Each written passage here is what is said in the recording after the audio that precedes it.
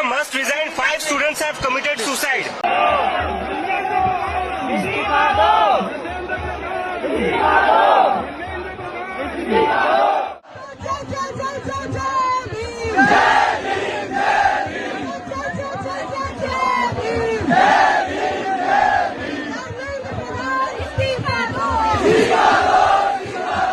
दोस्तों नमस्कार। No news only views पर हम आपका स्वागत करते हैं। और कुछ बात शुरू करें उसके पहले एक बात कहें कि एक बहुत ही क्लासिक फिल्म आई थी प्यासा।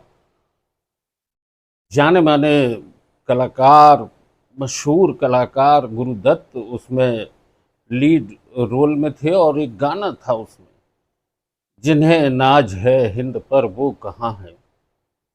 ये लुटते हुए कारवां जिंदगी के, जिन्हें नाज है हिंद पर वो कहाँ। आज बात यहीं से शुरू करते हैं कि जंतर मंतर पर कॉकरोच आर्मी ने एक प्रदर्शन किया। सोशल मीडिया के आभासी दुनिया से बाहर निकल के अभिजीत दीप के अमेरिका से भारत आए। दिल्ली के एयरपोर्ट पर बड़ी सुरक्षा इंतजामों के बीच में उन्हें सरकार ने प्रदर्शन करने की अनुमति भी दे दी। और जिस तरीके से वो अपने हाथ में अंबेडकर की किताब लेकर निकले और युवाओं के बीच में जब जंतर मंतर पहुँचे तो एक बड़ा शोर था, एक बड़ा उन्माद था। माने एक तरह की ऐसी जिसके बारे में ये कहा जाए कि युवाओं को मौका मिला अपनी बात कहने का।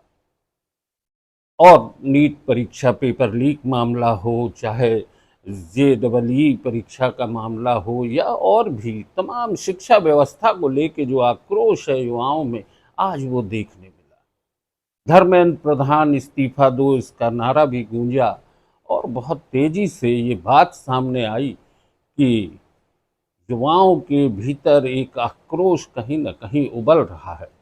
धन्यवाद इस बात का भी दिया जाए कि सरकार ने अभिव्यक्ति की आज़ादी दे दी युवाओं को, और जंतर मंतर पर बड़ी संख्या में कॉकरोच आर्मी पहुंच गई। और इस कॉकरोच आर्मी के प्रदर्शन में सामाजिक कार्यकर्ता सोनम वांगचुक भी एक गुलाब का फूल और लद्दाख का वो सफ़ेद दुपट्टा लेकर पहुंचे थे। गुलाब के फूल की चर्चा हम इसलिए कर रहे हैं कि नेहरू की जैकेट में गुलाब का फूल लगा होता था। आज भी वो गुलाब का फूल युवाओं को दिशा देता है। ठीक है कि नेहरू को लेके बहुत सी बातें की जाती हैं, बहरहाल मुद्दा तो कॉकरोच आर्मी का है। नेहरू, पंडित जवाहरलाल नेहरू की बात अलग से की जाएगी किसी और दिन, किसी और मुद्दे पर। आज की बात है अभिजीत दीपके की।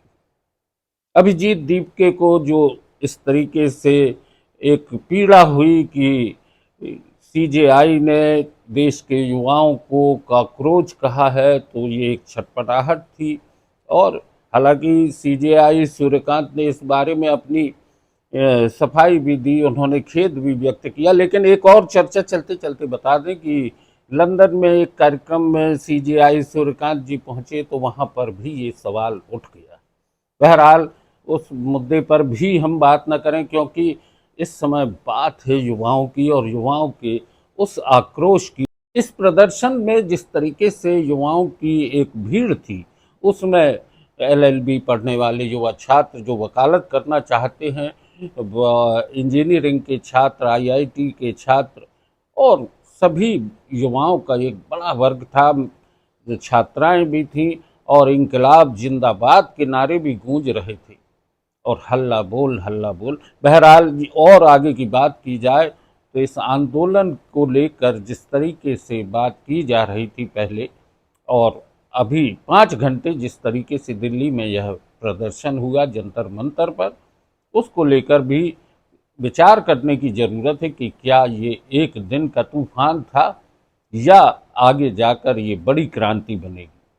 क्योंकि अभिजीत दीपके ने बाकायदा 5 दिन का अल्टीमेटम दिया है धर्मेंद्र प्रधान के इस्तीफे को लेकर, और उन्होंने ये भी कहा है कि ये आंदोलन पूरे देश में इस तरीके से होगा, तो अब आगे जाकर इसकी राजनीतिक जमीन क्या होगी और किस तरीके की राजनीति में उतार चढ़ाव इसके जरिए देखने मिलेंगे। लेकिन एक बात कहें, भारत में जेन जी का ये पहला प्रदर्शन था जो इस तरीके से हुआ है जंतर मंतर पर। इसके पहले भी जंतर मंतर काफ़ी सुर्खियों में रहा है।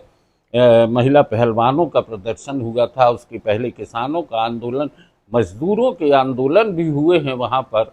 और एक बात हमेशा से उठी है, सत्ता के खिलाफ जब भी कोई आवाज़ उठती है तो ये कहा जाता है कि सड़क से संसद तक आवाज़ गूंजना चाहिए।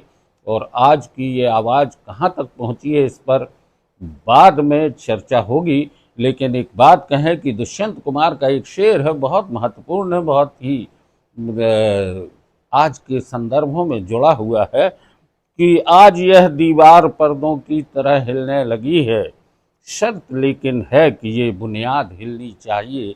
तो दोस्तों, आज की चर्चा यहीं तक। बहुत बहुत धन्यवाद।